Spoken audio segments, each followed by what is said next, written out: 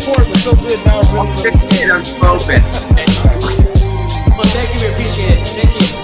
Have a good night. Let's chat again soon. Sounds good. Thank you. So I am super excited about this. I'm excited about all my interviews, but Me too. with Ciara Iglehart, who is currently the head coach at Saddleback College. We have been in passing for a while. We've stopped at some of the same stops. You know, she's coached some kids that I've coached, so you know, a lot in common. I know that your journey in this basketball world, both as a coach, as a player, at all levels, is something that a lot of people can learn from, which is the kind of interviews that I like to do, especially when it comes to talking to the young women who may watch. I think a lot of times they don't really get the full stories. They see the stories maybe that they see on social media, or they see the stories of you know, those best case scenarios where everything works out, and you know, you go from college to the pros to a modeling career and all of that stuff. So I like to let everybody see these various different journeys. And you've got one that's, you know, is about as good as any. So with that being said, I always like to start with kind of how the journey began. So when did you first start playing and kind of fall in love with this game? Okay, so I just wanted to just put out there that I really appreciate what you're doing. I follow you. I watch all of the videos. And so, like you said, just for young women in general, I think that it's a good platform so that they can learn and they can know that things are not perfect. You know, this is all a journey. This is all a process, you know, and there's some highs, there's some lows, but it's about the consistency and sticking with it, you know. So I really appreciate you, Haseen, and for bringing me on here. As far as my journey, I started at the age of, in the 4th grade, played on San Diego Cougars with Uncle Jeff. He started me off, Jeff Harper. So were you playing with boys? So I was playing with boys. Defense was like, the first thing that I learned about was defense. And as you know, if you go to his games, that's what he's preaching. If you go to his practice, that's what he's preaching. So I started off like that, but I really didn't like it.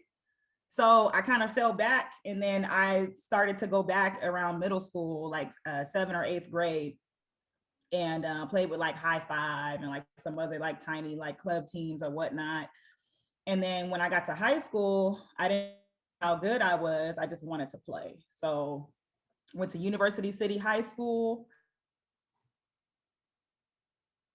I was a Centurion. We won beside my cousin, LaShayla Dawson, who's also doing awesome in overtime. My sister, Brigelle Iglehart, we all had like a little, what do you call it? Like a family team, like at UC. So, you know, whatever was going on there was going on at home. I saw them all the time. So we would, you know, our journey together in high school was, you know, 24 hours a day, 7 days a week together. But during that high school experience, club, for example, like it wasn't as big as it is now. So I didn't play a lot of club. I played high school, I played in some tournaments, and then actually college coaches were showing up at the high school games. So right now, like college coaches are showing up, you know, at club, you know, in the summer, right? But I seen college coaches actually at high school games. And so that was kind of like my experience. I knew nothing of club. I was very new to it. And so out of high school, I wasn't getting a lot of looks. Straight up, I wasn't getting a lot of looks. I didn't know what Division I was, Division II was. Like I didn't realize like the levels. Like I just was like, I just want to play. Like that's all I want to do is play. So Coach Fentress Wynn found me. I think he came to a game at La Jolla Country Day playing against Candace Wiggins. And it was a huge game. We ended up losing by like 3 or 4 points, but it was a really big game. And that's when the Iglehart sisters and my cousin, and we kind of like made a name for ourselves. But he was on watch. He contacted my mom. My mom is huge in the referee world out here, and she was up and down in courts, you know, cheering and whatnot. And long story short, he found me. I got to Saddleback, and like I said, I just wanted to play. So that was my step. Went to Saddleback College for 2 years. Got like what was it? Second team second team all state. I'm a Hall of Famer, inductee. So it feels nice to go to Saddleback College right now, see my name on the wall every time I walk in. That's it just, it just brightens my day. It just, wow, I did that, So I went there, did really well. I was a post player. So when I got recruited, they saw a little guard skill in me. So when I went to my visits, I went to Norfolk State, I went to UTEP, I went to Ohio, some other small schools, and I fell in love with Ohio on my visit. The coach there at the time was Lynn Bria. She's now at Stetson University. And Coach Sama Johnson, who's also has been in and out, Coach Stiers. But I went there and I had a hard time adjusting. I wasn't in shape. The adversity was real. I wanted to quit multiple times. I had to lose weight. I had to get up for extra conditioning. And it was just rough. So I went from Saddleback College, playing, Coach Wynn is awesome at building confidence and letting you play and, showcasing what you got, to a system where everybody is just as good. And I'm 5'10", I'm a small post player. I got to quickly become a 3. That means I got to guard guards. I got to become quicker, faster, a little stronger. So I had to do hard times. Everything was guard heavy and I had a hard time. I ended up packing my bags and I actually almost ended up leaving. Called my mom, told her like, hey, I'm coming back. She was like, no, you're not. She was like, I don't know where you're gonna go, but you're not coming back here. So went through adversity, went through all the challenges. It was tough, it was hard, but I was able to see things through. I was seeing, me improving. I was guarding guards. I was shutting guards down, quickly became into the starting rotation. And then I had a great time at Ohio University for the next 2 years. Graduated in 2007. And then I played overseas for 7 years. So Dominican Republic for 3 years, went to Germany for 3 years, had a wonderful time. I kind of stumbled upon those. My friend Jessica Walton, she was playing for the national team at the time. We're really good friends. She brought me along, said, hey, see, I paid for my own plane ticket, went out there, balled out the first game, and they paid me money ever since for the next 3 years. So I took a chance. And then I made a name for myself and then went to Germany. So I've literally played at every level. I know what it takes to get to every level. So I'm able to relate to some of these players who are going through those levels and those changes. So I retired basketball in 2014. So I played in some rec leagues or whatnot, very little, but I haven't played in a serious game since 2014. So I want to go back. So you said that you didn't realize how good you were in high school. What do you mean by that? People were talking about me, but I'm just like, I guess I'm okay. It wasn't, how people hype it up and they say, hey, she's good, that's good. I didn't look at myself in that way. I just was enjoying the game. Honestly, I was just enjoying the game. So now that I hear these things, going in high school and the pressures of the student athlete in high school, I couldn't imagine me going through that in my era. In my era, it was more relaxed. So you feel like it was a blessing? I feel like it was a blessing because I was able to enjoy the game. It wasn't like me constantly thinking of what's the next step, what's the next level, where am I going to fit? It wasn't any of that. It was like I was enjoying the game, playing at my best, enjoying my teammates. And I end up playing where I wanted to go, where I fit.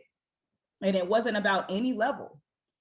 So that's why I'm here at Saddleback, because I think it's a great step, before you get to that next level.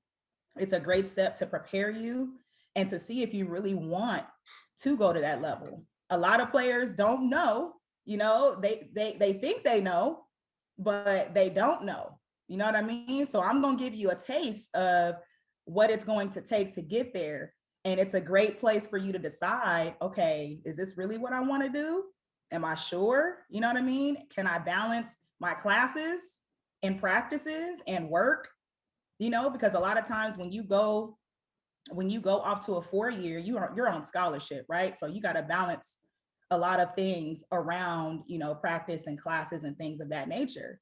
Well, a lot of people end up flunking out, you know what I mean, because they can't handle the off the court stuff. So they're stressed out when they get on the floor, you know what I mean? And they're like, man, like the environment, I don't like the environment. I don't, you know, I'm not able to balance this. I don't have any guidance to how I should, you know, how I should go through, you know, my off the court responsibilities.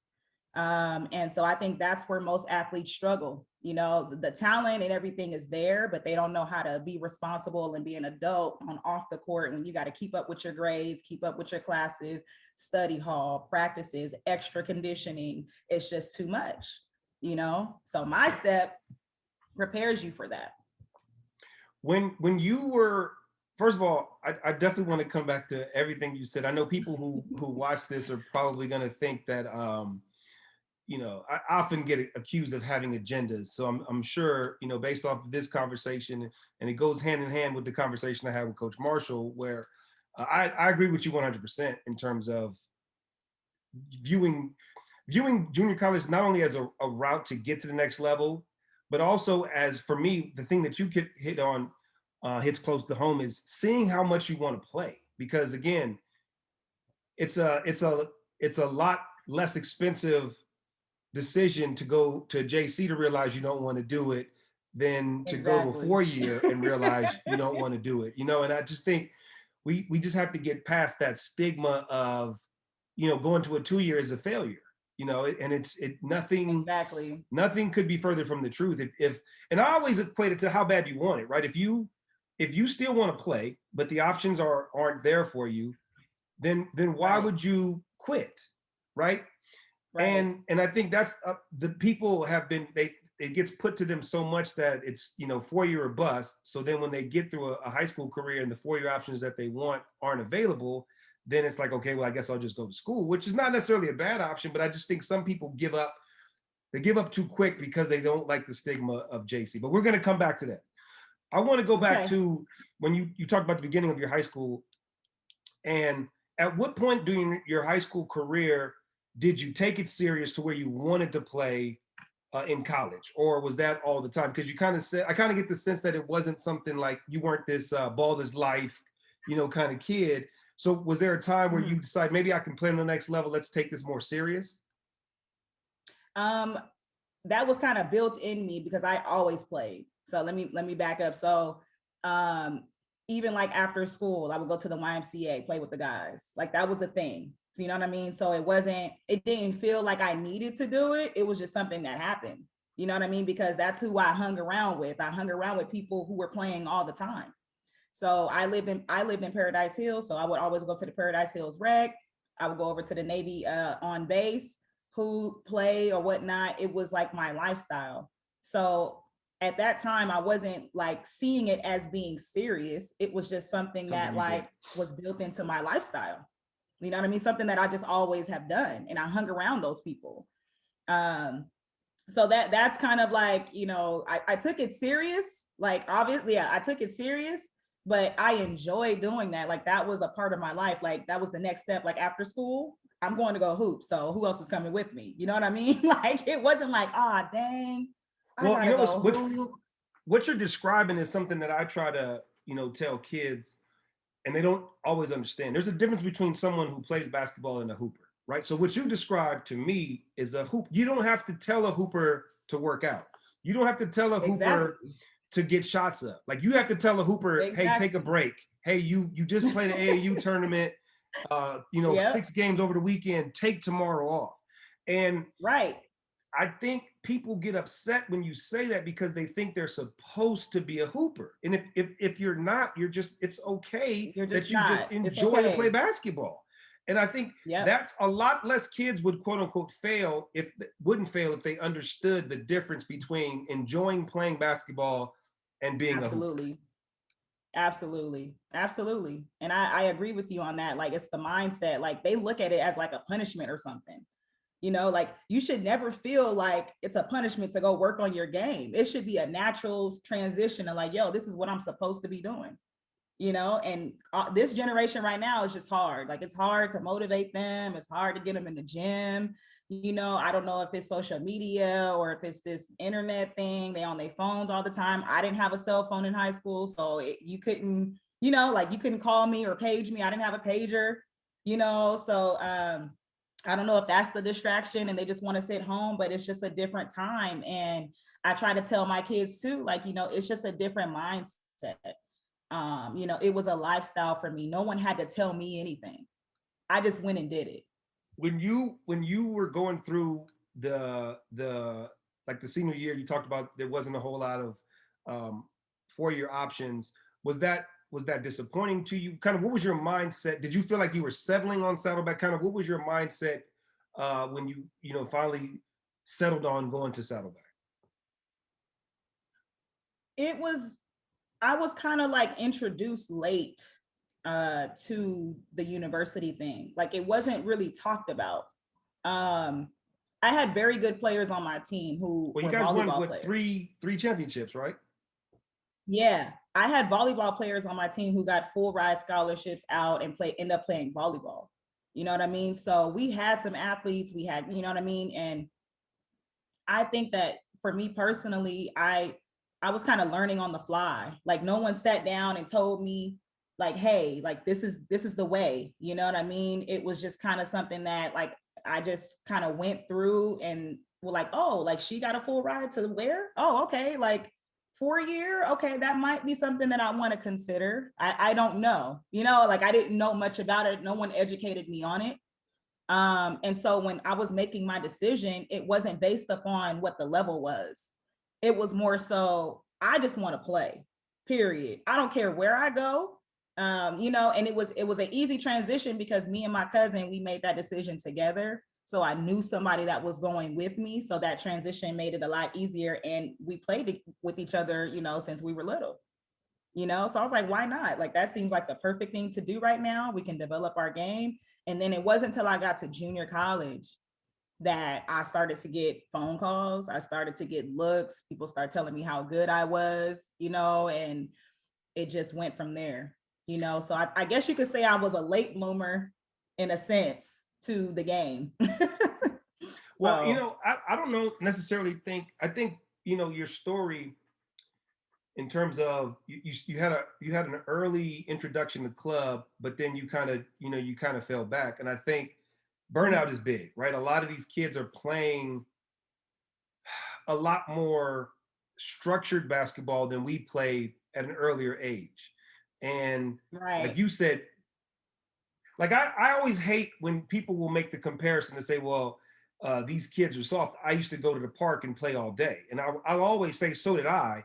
But going to the park playing pickup is not the same as playing back-to-back structured AAU games. It's just not. No, Like it's it's not. it's not. So you can't Yeah. make that comparison when we're saying these kids need breaks because, like I say, you could play a game of pickup and just basically take the game off. Just decide you're not going to play no defense. You can't get away with that in structured basketball. And these kids play so much more structured basketball. So I think that kind of lends to your story of being a late bloomer because in your era, you're more likely to be a late bloomer than you are to get burnt out because you weren't playing as much structured basketball. Right, right. And I appreciated that because there was a lot of kids who couldn't afford club, who were just, you know, down the street in the community. And it was a way for them to get away from gang, you know, violence, anything like that. And you really, you know, it was more of the passion in the game, like they loved to play. And I was just around that group of people and I fell in love with the game, you know, with them, you know what I mean? And so when you get to these club teams, you know, some of the parents are making their kids play. You're not getting the same style, you know what I mean? Like you're not getting, it's just different. You're absolutely right. It's different. And it's No not one's making fun for a calls lot for of you. them. It's not fun. It's not, you know, So so I appreciated that. Like, you mentioned that in high school you were a post. Did you play and then you made the transition to guard. Did the transition to guard happen in JC or not until you got to Ohio? It was in JC. So we had heavy guards in high school. I had a little guard skill. Like I would rebound, bring the ball up, pass, and then get to the block. You know what I mean? So I had a little guard skill, and there was times where I had to bring the ball up, but I was best at, posting up. They wanted me to do that, and that was my role, and I loved doing it. So I stuck to that, but when you what was your height level, in high school? Were you undersized post? I was 5'10" in high school. I feel like that's a normal. Yeah. That's Yeah, cool. I'm good. You know what I mean? I played against a couple like 6'2s, back in the day. But if you can bang and take somebody off the dribble, you know what I mean? Like that's all you needed to do. So that was me. When I got to college, when I got to JC, Coach Wynn quickly introduced me to guard work quickly.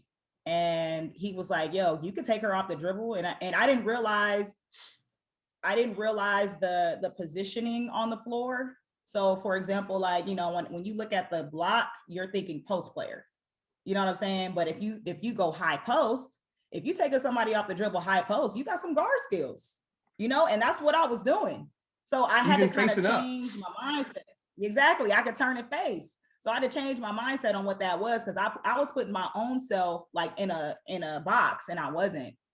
And he allowed me to, showcase that. Like, see, you got some skill. Like you could take somebody off the dribble. Like you need to work on this. So that's what I worked on, So I would say like early JC is when I started to like really work on my guard skill and try to get, faster, stronger, quicker. But even then, I was banging in the post, like I was killing in the post, and that's what I'm gonna go to what works. If I'm killing you in the post, I'm gonna continue to do that, Simple but strategy, right? Until you stop it, I'm gonna keep doing it. Exactly. But when I got to that D1 level, it was like, it wasn't, I didn't have the skill. It was more like, do I have the quickness to guard? It's not about me taking somebody off the dribble. Can I guard somebody that could take me off the dribble that's quicker than me? You know what I mean? Like I was a good 3-size guard. Then I had to quickly develop a shot. My shot was okay, but I didn't start shooting the 3 until I got to D1. Wow. I didn't start shooting the 3. So like I said, I'm a late bloomer, because all of this stuff started to come along as I started to play the game and started to realize, what I had, and then, their role for me, that they were seeing things in me that I didn't see in myself. At what point did interest pick up at Saddleback? Was it year 1 or year 2? It was the end of year 1. It was the end of year 1. So I started to get a few calls, and then and they're recruiting you as a guard? They were recruiting me because they liked me. I don't know if they were recruiting me as a guard. I don't remember, to be exact, but I know that on my visits, they were mentioning guard, like you're a good size 3. You know what I mean? So they were seeing that in me, and I didn't really see that in myself at the time, until I got to that level. I'm like, oh yeah, like I see it now, So how I know you said that emotionally, obviously it was an adjustment, and you mentioned wanting to come home. What was the biggest adjustment basketball wise from the level you played at JC to the D1 level? Ooh, the biggest adjustment. I would have to say physically, it was the transition from post to guard, like, because at D1, we had guard times, post times, and we had to make it. So no one's ever kind of like pushed me to make anything. It was more like conditioning drills and stuff like that. Gotcha. So for me to even play or see time on the floor, during our conditioning season and preseason, I had to make these times. It was like a stamp, like, okay, you passed this guard drill. Okay, next. You passed the 1.5 miles, you got it under 10:30. Okay, next. If I didn't get those times, then I would have extra conditioning.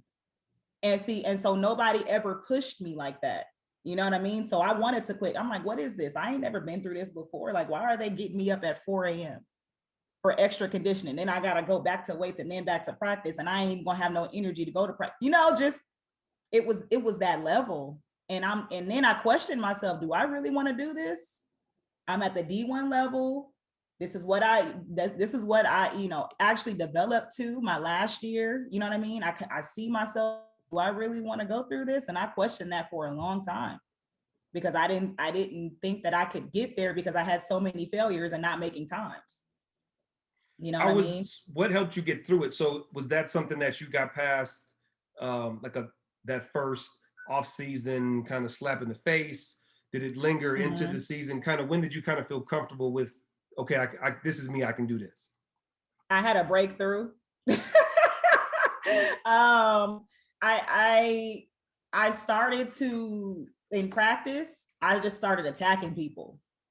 So, for example, there was one girl that played above me, and the coaches literally told me and said, "See, that could be your spot."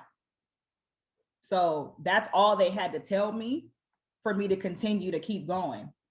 You know what I'm saying? So opportunity in practice, I made sure I guarded her. In practice, I made sure I beat her on line drills. Like it was kind of like my next step, like, you know what I mean? And I saw it. So I was just like, let me just go with it and see what happens. And then I started to see myself get quicker, get stronger, get faster. You start to see your progression, like in the weight room. I couldn't do a pull-up. And then I went from doing one to like 8 by, 4 months later.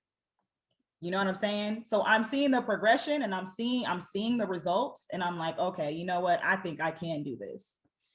I think I can. So you make it through the first year. You guys, how did that first year go for you guys as a team, from a team standpoint? As a team, we did okay. I didn't get into the starting rotation until season started.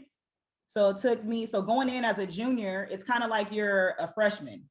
Like you're the new face, like I'm still learning the system, but like I got to learn it quick. You know what I'm saying? Because I got 2 years left and they trying to use me for those 2 years, So my mindset going in was like, yo, I got to go all or nothing right now. That was my mindset. So as I progressed and I started to see myself progress, I got into that starting rotation and then it just took off. As far as our record, I'm not sure what our record was. We were probably about 500, but we had a better record going into my senior year. So we ended up going to like the conference finals and we ended up losing. So at what point in I'm guessing it was probably during your senior year, did you start trying to decide, like, okay, you're starting to peek down at the different maybe opportunities you have for college?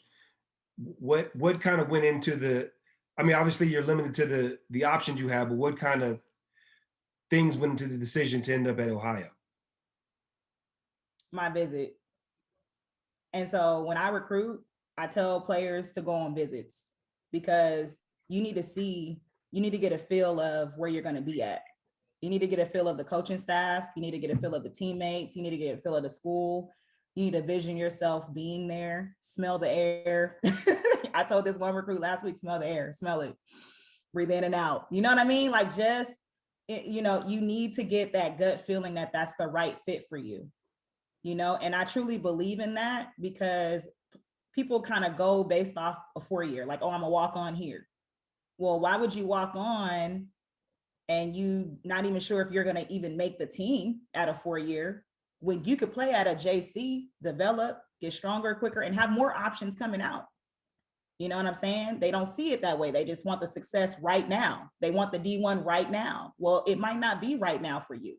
Your path is going to be different from someone else's path. That's just how it is, So I think that as far as like my senior year and getting to Ohio, it was the visit, it was the coaching staff. I had constant communication with the assistant coach that recruited me. It just felt right.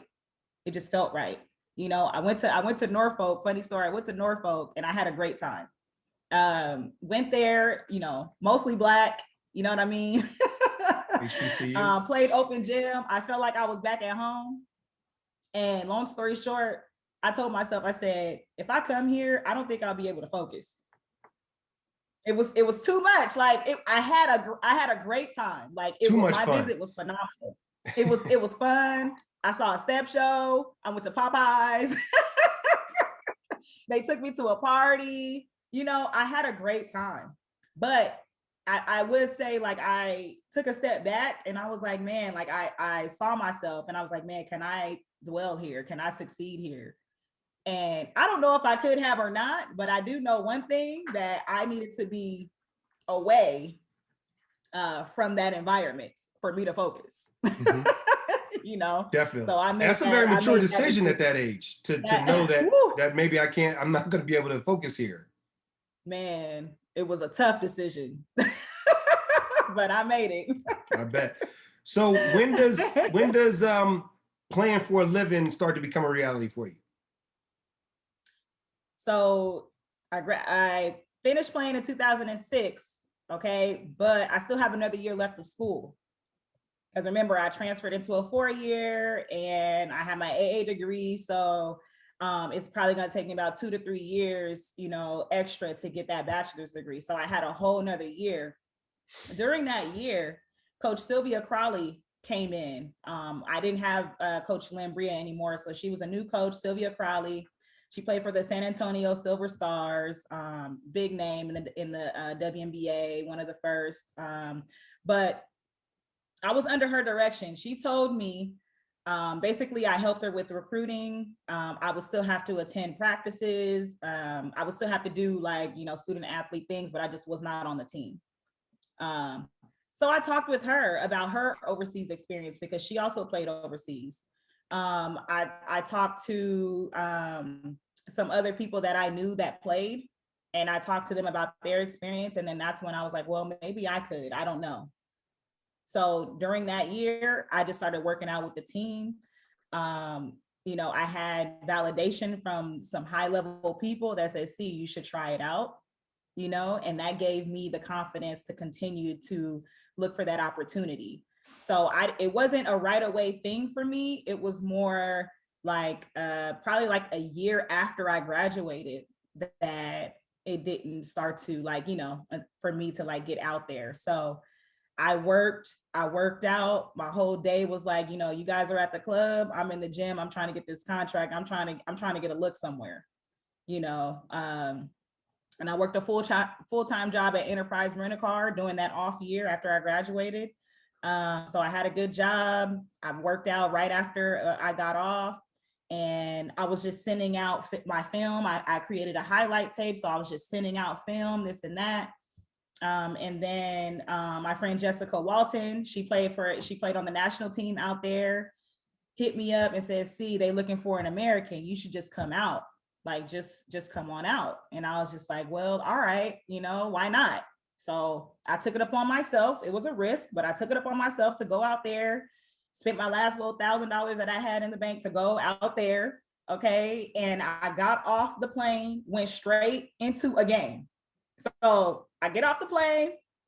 Lace them up. I go drop my stuff off at our hotel, which at the time didn't look like a hotel. I don't know where I was. And then went to play. And when I tell you, I probably dropped like 40 points because I was so ready. I dropped, and that night they were like, hey, we want to keep you. You know what I mean? This is in the DR? This is in the DR, Santo Domingo. So that's how I started my overseas journey. I took a risk. You know, I didn't know how I was gonna get back. Nobody was gonna pay for that. That first year it was all me. And how many years were you there? I was there for 3 years. And how would you describe 3 summers overall? Overall, how would you describe that experience? Amazing. The way that am with people right now is because of that experience, because of the different cultures that I was able to come into and learn about people, learn their ways, very different from Americans. I love that. You know, I love to be in that, love seeing that. They're a family oriented country, just as like Germany is. So I love that as well. They fell in love with me being like the outsider, and them just accepting me with open arms. It was amazing. It was amazing. That's the only word that I can describe it as. And from the DR, how do you end up in Germany? How's that transition come? So they were starting a new team in Germany. And one of my good friends, her name is Amanda Rigo. She hit me up. She was already playing out there. She hit me up and she said, "See, they're starting a new team in Bad Aibling. We call it Bad Aibling." And I said, "Oh, for real?" I said, "Okay." And I was looking for a team because in the DR, the league was only like, I don't know, like 2 months, two and a half months in the summer. So when I would come back from the DR, I would have to still come back and work because I didn't have like, you know, it wasn't like a year-round thing. It was just a league in the summertime. Mm-hmm. So I was looking for something more stable from like September, you know, till like June. So she hit me up and I said, "Wow." I said, "Okay." Like I said, "I'm definitely interested." She talked with some people there.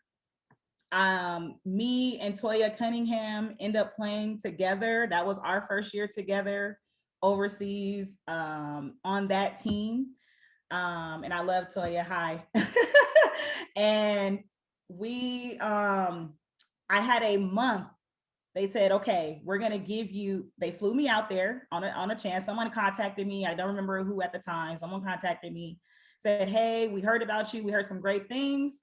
We want you to come out here on a tryout." So on the tryout, they sat me down. They told me what they were looking for. And they said, "We're going to give you a month." They like, "If you can show us that you belong here for a month, then we'll continue your contract." And so I said, "Okay, fine." So me and Toya was sitting in that lobby. Me and Toya was roommates. We went through some times together there, you know, and it was definitely not on an all-time high, because when you go to Germany, you know, you think about Hitler, you think about, you know, it's not as welcoming as DR. You know, I'm more familiar with their type of culture than Germany. So I definitely came to some, like, you know, being uncomfortable a little bit, kind of just being out there with them. And so for the first few months, we were doing fine. But as far as me personally and me being in that environment, I didn't know about it. So part of it was me not letting loose and letting them get to know me. So once I started going on some coffee dates, started going out with some of the fans, you know, then they started to love me and I started to really enjoy myself. I kind of just put myself out there. Like, you know what? I'm not going to be here in a box playing basketball, and this is not life. I'm in Germany. I'm in a whole nother country. There's so many things to see out here. You know, I need to be out. I need to experience this, you know, so let me try. Maybe it's me, like, let me try. And once I did that, they loved me. I stayed there for 3 years.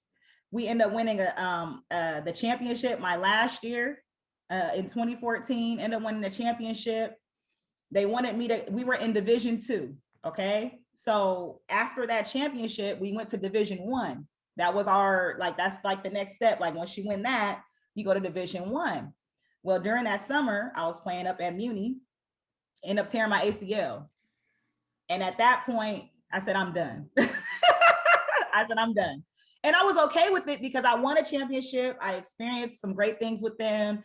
I've been on this journey for the last 6 years, living out of my suitcase. I was okay with being done.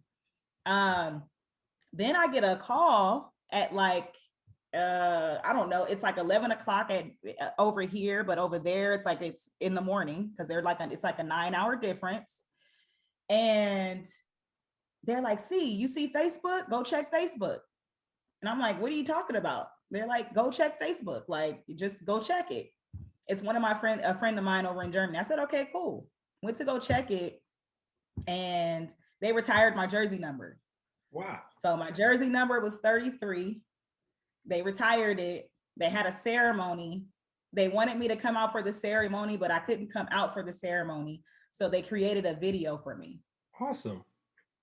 And so now it's still in the gym now. So people will often send me pictures of it like, hey, see, like we're still here, you know, like we still see your jersey. We remember when you played here, this and that. And that makes me feel great. Like that makes me feel so special. And, you know, they just really showed me love out there. Nothing but love. So yeah, that was my experience, and that was my transition to Germany. Talking about you were coaching the 18 under in Germany, and that's when you first found the bug. Yep, that's when I got the bug. So then when I came back, I knew I wanted to coach. So the one person that I knew I needed to talk to was Marlon Wells. And how did you know Marlon before this? Oh my goodness. Marlon has been, so he was coaching over at San Diego High when I first met him, and he was coaching again with Sade Houston, and we played against them. And I always clown him because I'll be saying, yeah, we beat y'all by like 20 plus, but you know. Good. Don't ever stop doing that. But that's my guy. I love me some Marlon, man. Always helping me out. Like, you know, it's just always love. And I knew that was the right person to call for me to get into coaching after I made that decision of not playing anymore. So that's who I contacted. Went up to Bishop's one day, sat with him in his office, met Destiny Littleton and some other players, Malia, I think, what was her name? Layla. Yeah, Layla. And as a few others. You know, and fell in love with the program. I wanted to be there. And I think like the next day he was like, all right, let's do this, you know? So ended up coaching with him. And then I did like the middle school program. I think that Paris is doing right now. So that's how I got in it. That's how I got in it. And how long were you were there for a year, right? I was there for a year. And then when you decided to go there, were you thinking, what was the thinking in terms of kind of the plan at that point? Just the coach. There was no expectations on what level or anything. It was just like, I just want to get into it and see where it goes, you know? So I did it. I had a great time, had fun. Bishop's is a great school. Like, you know, staff can go in the cafeteria's bomb, you know what I mean? Like, I just love being like on campus, you know, amongst everyone, and they're super supportive out there. So I love just being in that environment, you know. And then after that, I'm not sure how I got to Mesa College, to be honest with you. I think I might have just applied. But I was like, you know what? I think I might want to try college. And that was just like random. Like there wasn't no like at a point where, you know, that was like the right decision. I saw something or whatever. Like it was literally just a random, I think I want to try this. So I talked to some of my mentors. I talked to, you know, Fentress Wynn, who coached me, Jennifer Gross, who was my coach in high school. She's now at UC Davis. I talked with Marlon Wells about it, and a few others to apply and make this decision. So I applied. They checked all my references and they brought me in for an interview. And when I tell you, like, I interviewed with Dave Evans. He's no longer there at Mesa College, but I interviewed with him. It was a great interview. I just told him how I felt, my experience, you know, and kind of just had a conversation with him, just like I'm having now with you. And he called me like 2 days later, like, you want the job? So I remember driving to Bishop's actually when he called me. And I was like, yes, like with no hesitation, like there's no waiting or anything. I just said yes. And so that's how I started my college journey. And what were those two? And it was, how many years were you there? I was there 2 years. So talk about kind of what those 2 years were like, the experiences you had there, and then obviously the decision to move on. Okay, so me just first getting there, didn't know what I was doing, like straight up, didn't know what I was doing. I just knew that I wanted to help, these young ladies how I needed the help. I was thinking about me being, their age at that time. And I felt like I feel like still to this day, I have a soft spot for JC players because they feel like once they get there, it stops there. Like there's no more after that. You know what I mean? And I'm living proof that that's not true. So when I got there, quickly, okay, it was like, oh, wow, like I got administrative work. Oh, I got uniforms. Oh, I got to schedule games. I gotta what? So all of this is thrown at me and I'm learning on the fly. I'm reaching out to coaches. Hey, like, how do you do this? So when I was in that position, no one showed me the way. It was literally, I was thrown in the fire and you just get it done. So it was tough. It was hard. But I call it like a beautiful process. And I learned so much from the girls, from building relationships. When I first started off, I felt like I had to be like this hard-nosed coach because that's how I was coached, and so I got the wrong response from the athletes. I got the wrong response. I said something's not right because I feel like I'm doing things correctly, but something ain't right because they're not responding the way that I want them to respond. So I started to build that relationship with them, go on one-on-one ice cream dates, go take them out for just different little things to kind of get to know them so that they can understand, where I'm coming from and that I care about them. And once that started to happen, I started to get the right response. They know what she cares about me. You know what I mean? She cares about my well-being. I'm going to do whatever she asks me to do, and it was just a mutual respect for them. You know what I mean? So that right there was like everything. That changed the game for me 100%. And I knew that I was like, okay, I think I can continue to do college. How long did it take I you had to a get to that wake-up point? call. Probably after my first year at Mesa. Yep, after my first year.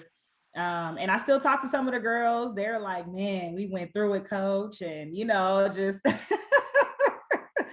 they're just like, man, like, some of them come back and be like, man, you're not the same way that you used to coach us and this and that, but I quickly learned, and I think that with coaching, you learn to adjust. Like as a player, you learn to adjust every year on what works and what doesn't. You're going to have a different team every year. So you need to be able to adjust to who your team is. If you're not getting the right response, then you need to change some things, and that's what I learned along the way. That's what I learned. It wasn't about the coaching that I had got. It was about what's working right now. How are they responding? I'm going to do to what they respond to, So that right there. Did you feel like you were trying to be somebody else in the beginning? Or like you said, somebody you thought you were supposed to be? No, I think I was just, whatever was handed down to me, I just transferred over because I felt like that was the way.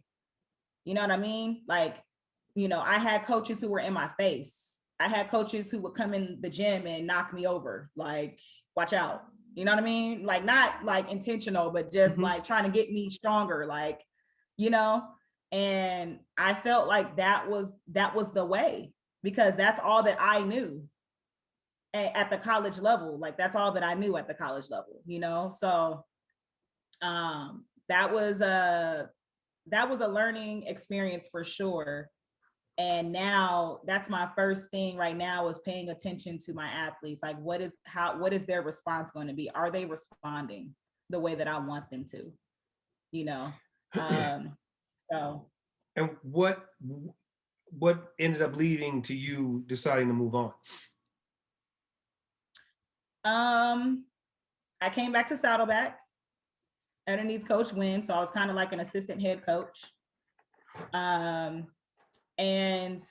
I think I needed, like up here, it's kind of like a better level of play. I wanted to kind of grow in that regard, so coaching athletes who, like out in the LA area and things of that nature. Not saying that they were better, but the culture, was just different.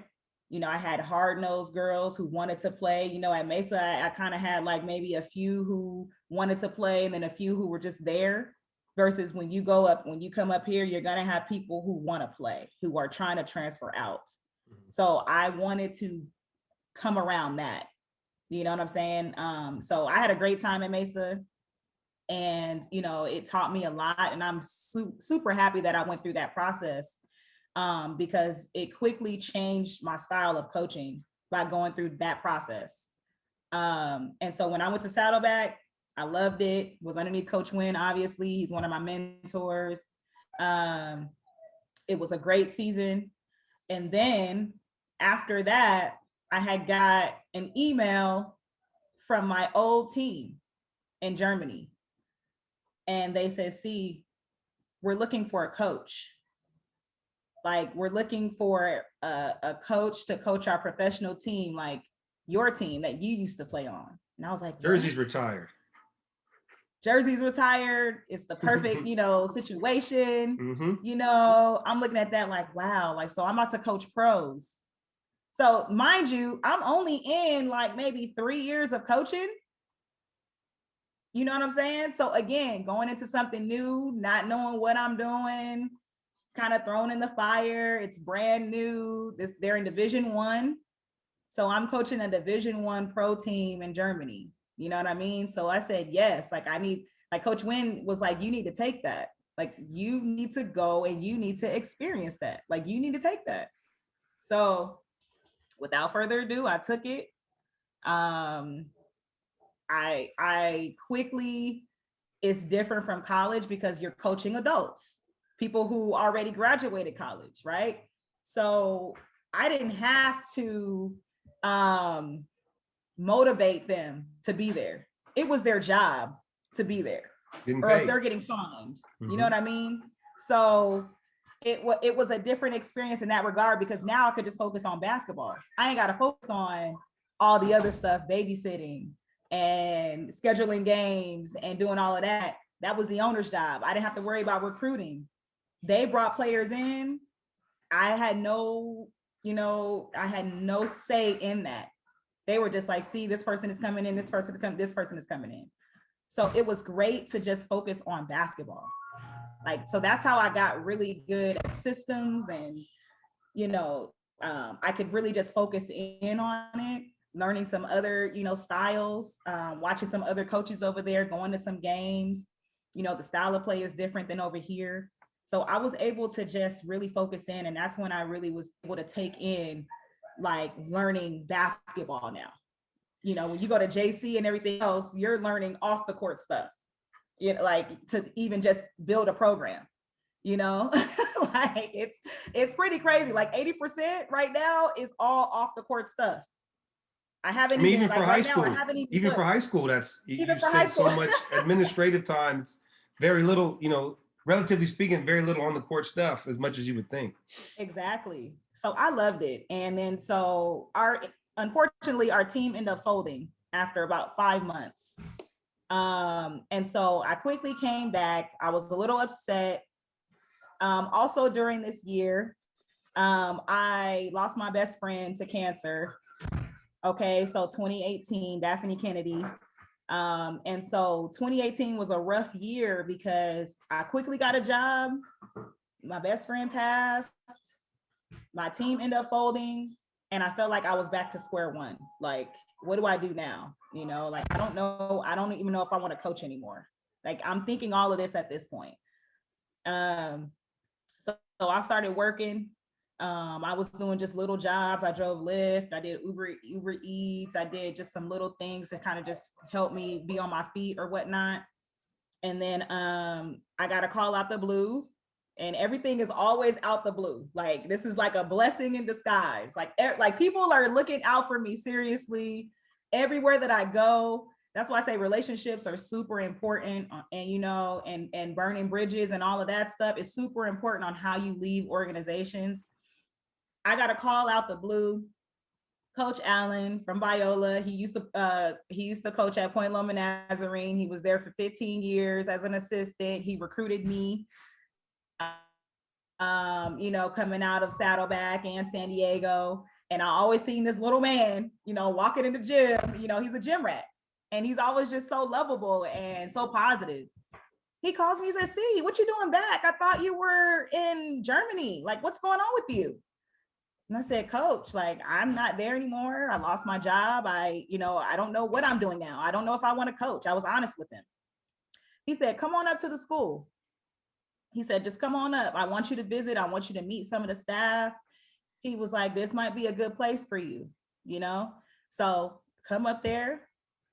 I sit down with him. He talks just basketball with me, what he's been doing. We just having a conversation. I quickly go meet the athletic director, Bethany Miller, and then I meet Eddie Shepard, who's the assistant.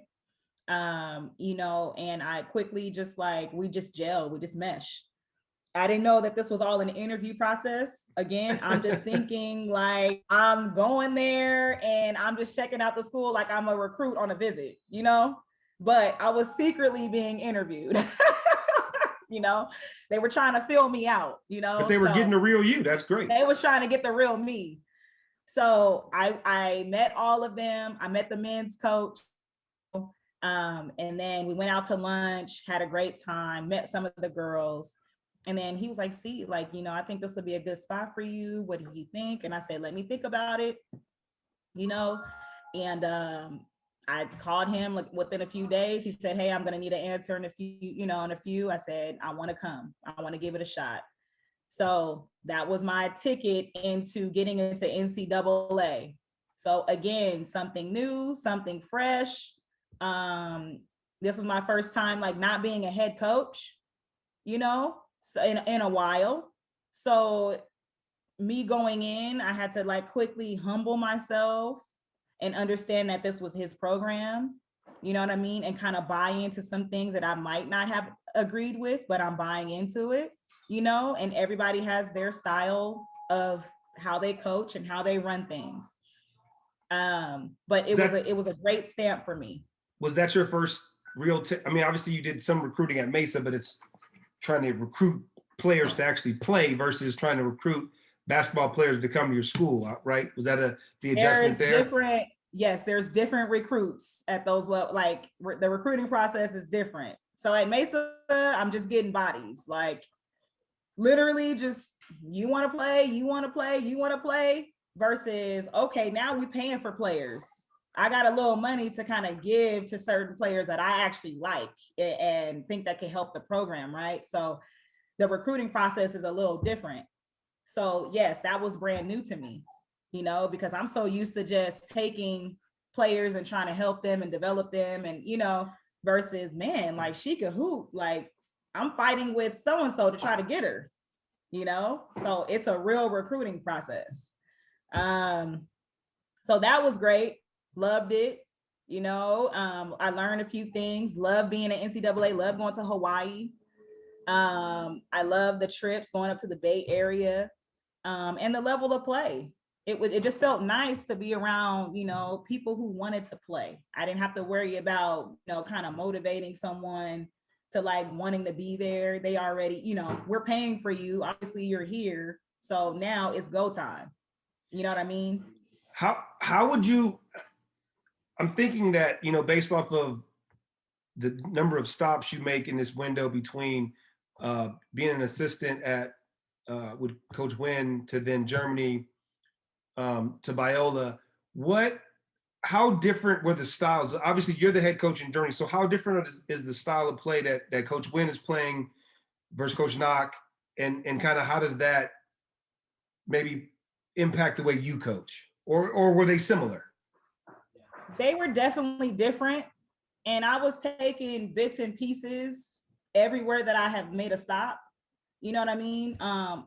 I was a sponge. So there was definitely things that like I might have not have agreed with in any level that I've stepped into coaching. There were certain things that I was taking, and I kind of just made it my own style.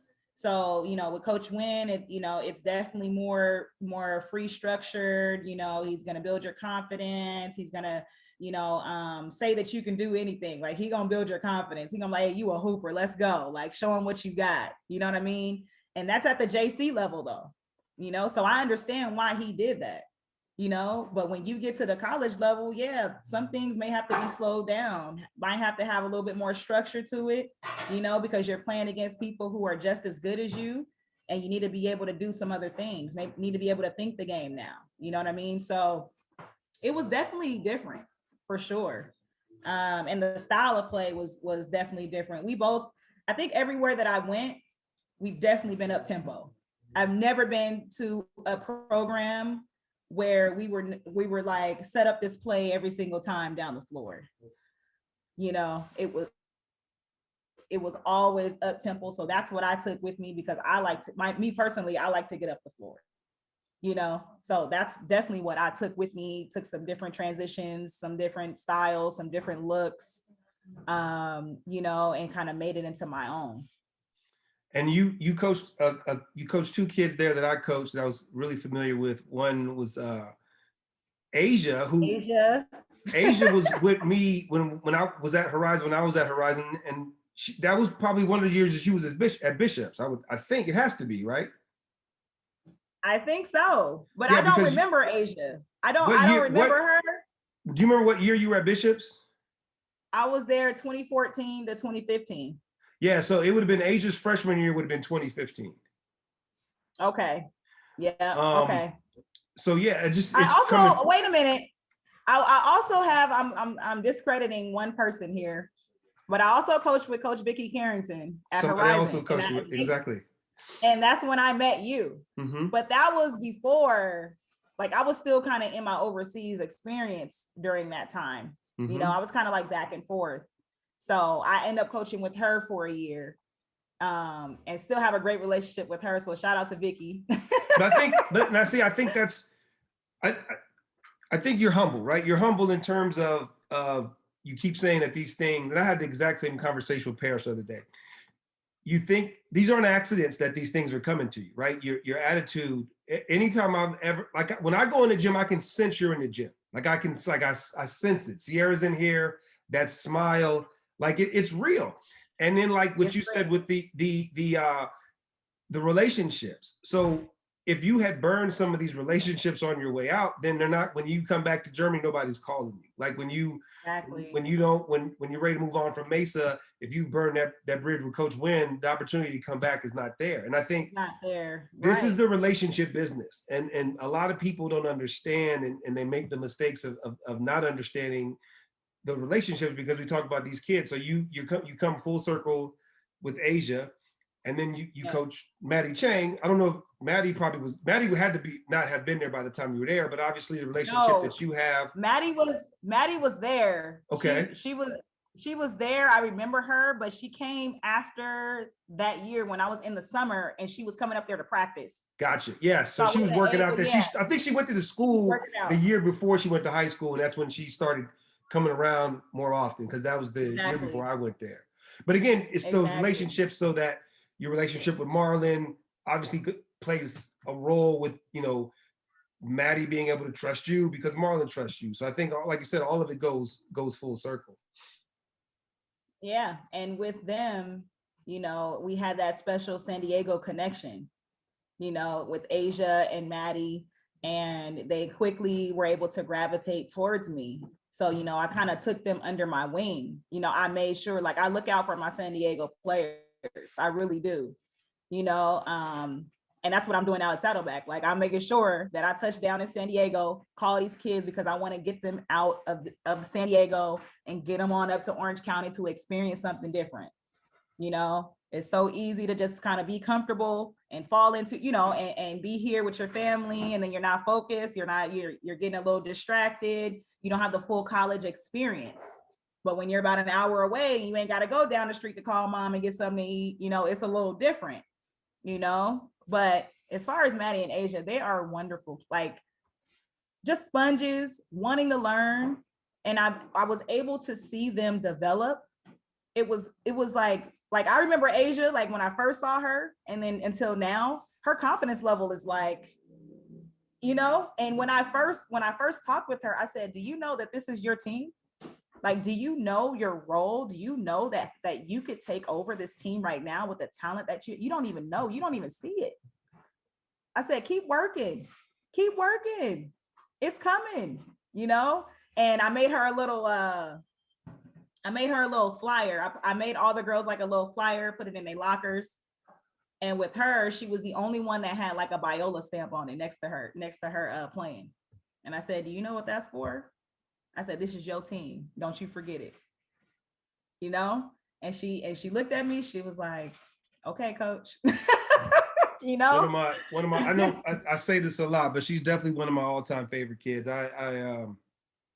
She came in, her freshman year was the same freshman year as my daughter. And we had a really special group, but it was, like I said, it's just one of those kids that she'll run through a wall for you. Like no matter what you ask her to do, she'll try to do it, And I think that speaks to kind of what I touch on is as a recruiter, knowing that kids are coming from, these strong programs with these strong coaches, obviously that factors in, but kind of speak on the recruiting process when you know that the kids you're getting are coming from a structure, a high school structure, and a coach that's not gonna, it's gonna be demanding, it's gonna teach them the right stuff, and how maybe when all things are equal, you kind of lean towards that kid whose high school program you can and trust.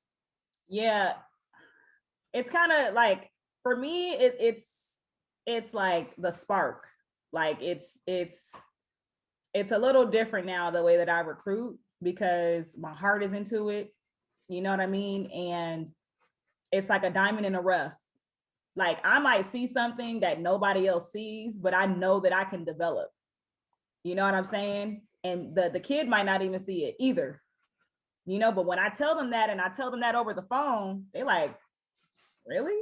And I'm like, yeah, I could do that for you. You know what I mean? Like I was there. So my recruiting is a little different in that regard. Also, yeah, like with the structure and how they were brought up and things of that nature, I take all kids. It doesn't matter if you were, brought up in the community and you weren't around mom or dad, or if you were in a Christian home and you were brought up. Like, I feel like once you get to my program, you have a clean slate with me. You know what I mean? You have a clean slate, great character. I love great character kids. I can tell that from your academics and the way that you treat your teammates on and off the floor, the way that you talk to your coaches, the way that you talk to your mom and your dad. I see all of that when I recruit. So it's not just about the talent, but it's about how you carry yourself, off the floor, how you carry yourself on the floor, how you talking to the refs, how you talking to your teammates. What's your response? When you're down by 10, are you on your knees? Are you frustrated? Are you rolling your eyes? Like, it's just all of that goes into, I'm watching all of that. I'm watching all of it. Haven't seen you in the last couple of weekends, at these AAU tournaments. And it's, I see in you the same thing that first won me over with Coach Marshall, who I eventually sent my daughter to play for. And that's a mindset of you recruit with a 4-year mentality. And what I mean by that is a lot of JC coaches, from my experience, come in at the 24th hour, right? So they come in when it's like a kid is that, like I had a coach one time come recruit a kid, and it was in the CIF playoffs.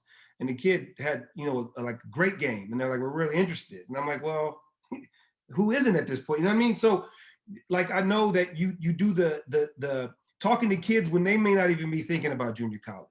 And then you're planting that seed, because as we know, exactly, every one of these kids thinks they can play at the D1 level.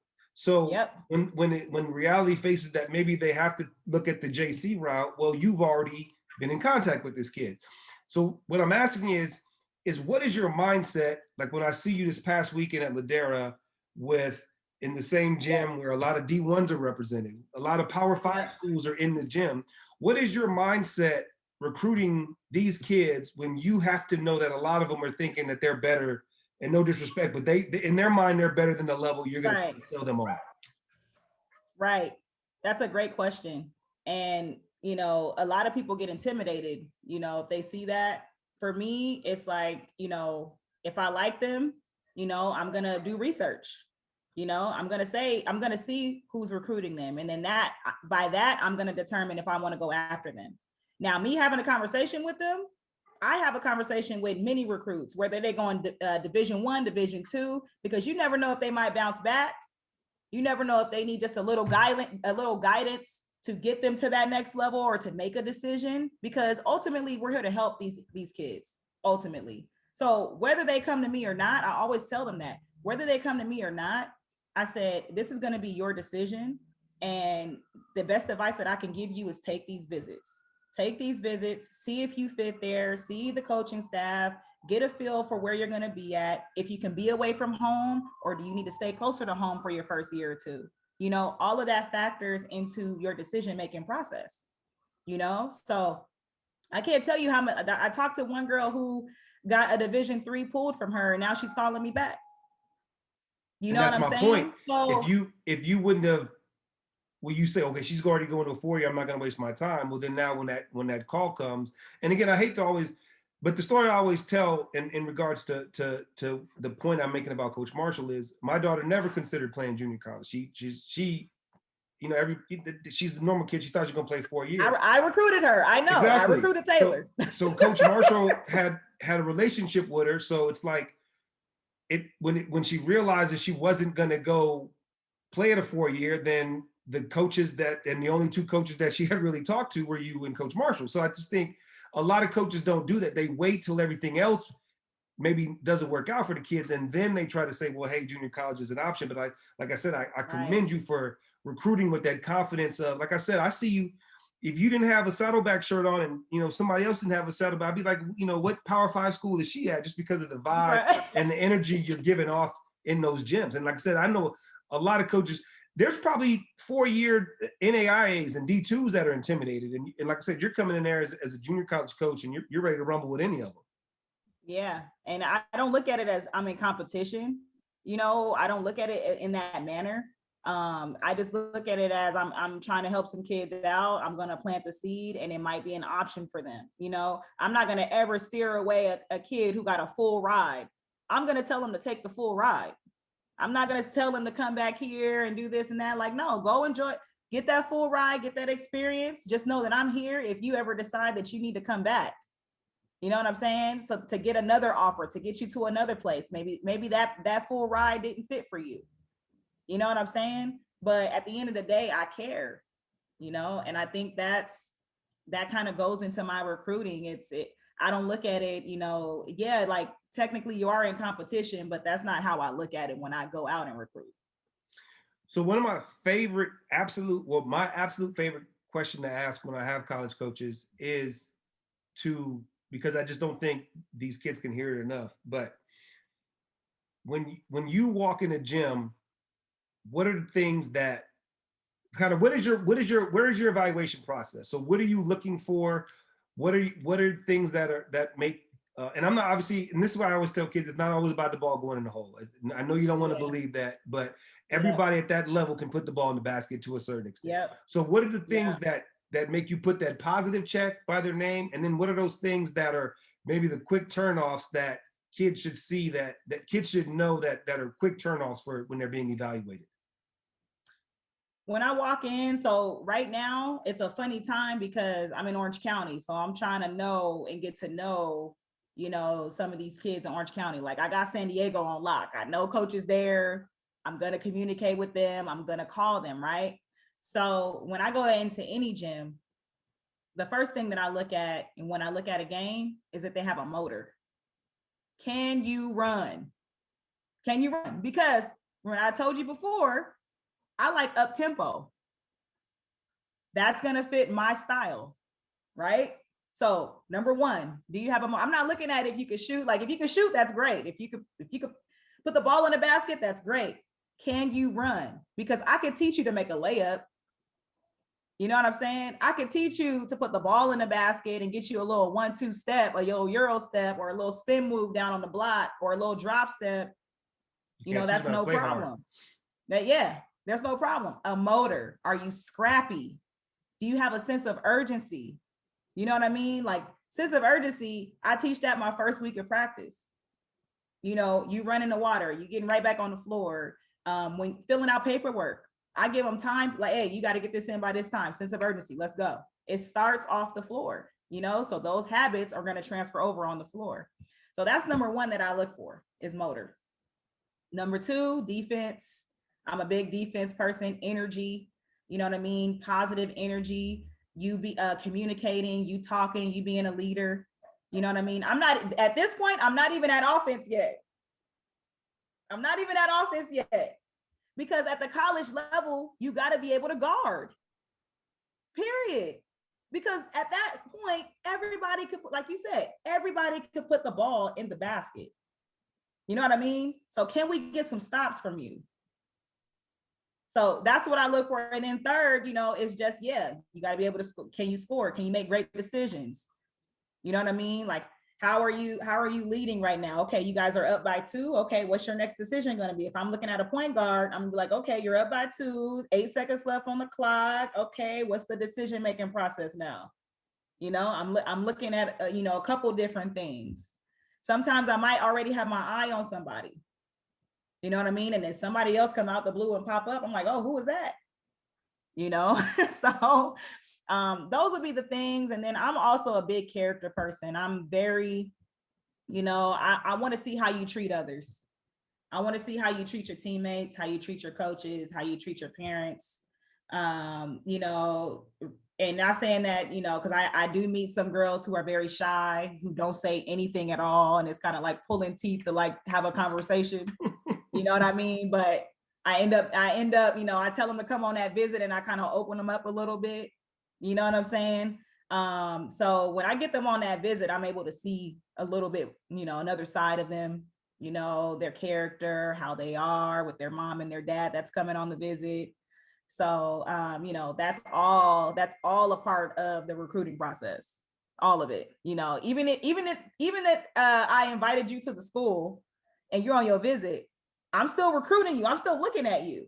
Like, you're not even playing at this point. I'm still like getting a, you might be getting a feel of me, but I'm getting a feel of you too. You know what I'm saying? So that's a great question. No one's ever asked me that. So it was definitely something that I had to kind of think about, but I know what I want, you know, I know what I want. And I'm also a feel person. So if I have a good feeling about you, then I'm probably going to recruit you. How much, if anything, does your being a self-described late bloomer impact how you evaluate? Does that allow you to maybe say, like you said earlier, you kind of touched on it, maybe you see things that they don't see? Do you think your playing has any impact on that?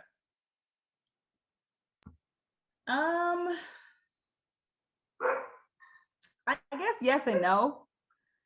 You know, I say yes just because, like, I can definitely relate to the ones who have not gotten recruited yet, you know, and I know what they're thinking. I know what their thought process is, you know, and I mentioned to you before that I just wanted to play, you know. At that time, I'm seeing everybody else get, you know, these offers, and I'm starting to think, you know, in my head, like, wow, like, you know, I didn't get a look. So what, you know, what's wrong with me? You know what I mean? So I guess that thought process, I can help them to be at ease with, because I can help them and I could say, listen, it's not about how you start, it's about how you finish. At the end of the day, it's the same degree, no matter how you started. You know, no matter how you started, who cares? No one's gonna be looking at how you started. It's about, oh, but you got your degree. So, you know what I mean? So I guess that's something that I could, like, you know, take away from just the late bloom process. And then things have changed. You know, we didn't have the same resources as we have now. There's tons of club teams, tons of social media where you could put a highlight on there and a coach is on there looking at you and they could hit your DM. I mean, I've hit a few DMs already just by somebody posting, you know, their last game, a shot they took or whatever. You know, we didn't have that. We didn't have that. So I don't know what it is to be a kid right now. I don't know. Different, like you but said, I'm here to put their different. mind at ease. You know, I'm here to put their mind at ease. Like, yo, like you got something. You know, it doesn't stop here. You know, and we're just dealing with a different generation. They, you know, if it's not an immediate like success, if it's not an immediate offer, then you know their confidence is low, their self-esteem is low. They feel like they're not good enough, and it just goes on and on and on. So something else I wanted to get on. I see you're very active on social media. I noticed that you've been, tell me about the run club thing you've been doing. It seems, you know, really, really cool. I saw you had posted, you guys were up in Fashion Valley not too long ago. So talk about what that is and how you got into it. Man, so I am the Black Girls Run ambassador for San Diego. I'm one of 3. And so I help put on events, help put on certain like run groups, times, things of that nature, and help with like some unity runs with some other run groups. I started running right before quarantine, and Jessica Walton again, you know, one of my good friends. We've been friends for a long time. She started running while I was actually coaching in Germany. And she been trying to get me out to run. And I'm like, no, I ain't running nothing. Like, I only run if there's a basketball. Like, what are you talking about? Like, I give me a ball and then I'm gonna run. So she's like, just come on out, just come on out. So I came out, you know, one Saturday morning, barely was breathing by the end of the run. Like, I was walking most of the time because I'm like, yo, I'm not doing this. Like, what? But it was the energy, it was the positive vibe, it was the, you know, just the women empowerment, just being out there on the pavement, no matter what pace you're on or if you're walking or running, we're together. And that says something, you know, we're together for something positive. So I started doing that. And then right during quarantine, I started running consistently because literally there was nothing else to do. Like I was stuck in my house, couldn't go recruit, couldn't go to no games. I was on this computer, like I got to get outside. I'm done with my house, these 4 walls. I got to get out of here. So I just started running every day. I said, okay, you know what? I could just do at least 1 mile a day. That's 10 minutes out of 24 hours. I can do that. You know, I started to fall in love with just being outside. And then I'm like, you know, 1 turned into 2, 2 turned into 3. That exercise high. That running, exercise high. Okay. And so, I wasn't the ambassador at the time. I was just kind of attending the events. I ended up making my own brand, Your Pace Matters. So you might see that as well on my page, very active with that as well. So I kind of got the idea during quarantine again for just, you know, emphasizing about how your pace matters, no matter what you look like, no matter what shape you're in, no matter what size you are, no, what color you are, whatever. You're out here doing it, whether you're walking, running, biking, swimming, hiking, you know, you're moving. And quarantine kind of put a stomp on us to where we're sitting in the house eating, like literally sitting in the house, sitting on the couch, watching Netflix, eating, gaining weight. You know, it was horrible in that regard. You know what I'm saying? So my brand kind of encourages just moving. Whatever that is to you, I run. But it might be biking for someone else. But whatever that is to you, do so and do it consistently, you know? So I created that brand during quarantine. That was kind of just something that I just was running. And I was like, you know what, my pace matters. I'm out here, I'm hurting, my knees hurt, my back hurts, like, but I'm out here, you know? So with Black Girls Run, we had an ambassador who ended up stepping down, and Jess was like, see, this just opened up. I think you'll be great for it. This and that. Do you have the time? Do you have, you know, this? I was like, I don't know, man. Like I'm barely running myself. I'm barely keeping up. but they were like, yo, they love your energy, they love you, this and that, like, and it is just a good vibe just being around them, you know what I mean? So quickly put in my application, and started after January, early January, and then it's just been a great ride ever since. So we have a Facebook page, Black Girls Run. We run every day. There's a run every single day. I post what I normally do. I am training for a marathon, the LA Marathon, which is coming up Nice. November 7th. So this will be my first marathon, First and one? it's my first and only Have you done a half? marathon. It's a whole marathon. But you've never even done a half? I've done a half. I did a half good. last summer. Good. I don't with want my you to try to do it cold Yeah. turkey. No. So I know a little bit, I've done a half. I'm like, okay, I did a half. I died, but I was okay, Most I've ever done is a 10K, and I thought I was going to die. You die? I was going to die. I was But- icing up for about a week straight after that. Right. But it's kind of like, the marathon is a symbol of my life. Like, there's going to be ups, there's going to be downs, there's going to be times where you feel like you're not going to do it, you can't do it, you're going to want to quit. That has happened in my life. You know what I mean? And it's like, if I can get through this marathon, then I can get through life. You know what I mean? So that's what it kind of symbolizes to me. So that's why I'm running it. It's not because I just absolutely love running 26 miles, because that's no, but I am training for it. I'm putting in the work. I get up really early in the morning, like 6 a.m. So I get it out the way so I can start work by 9 or 10 o'clock. And I get it knocked out the way. So I'm on a training plan, trying to follow it. And it's just been a great ride ever since. I mean, it really, I must say that I thought it was going to be, I don't even think about running sometimes, because I'm around such a great group that you just want to be in the environment. You just want to be around, you know what I mean? So, and the running is just the icing on the cake as far as, you getting there to move. Yes, we're running. Yes. But it's about the camaraderie, the building that we talked about. I have met many CEOs and coaches and, military, and just people who I am inspired by, who are running, who are out there, and have been doing this for a while.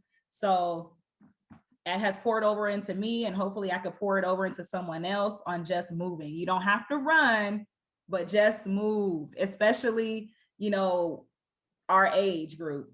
Like, you're an athlete, when you're young, you probably be an athlete until you're about 24, 25. And then now what? Does it just stop?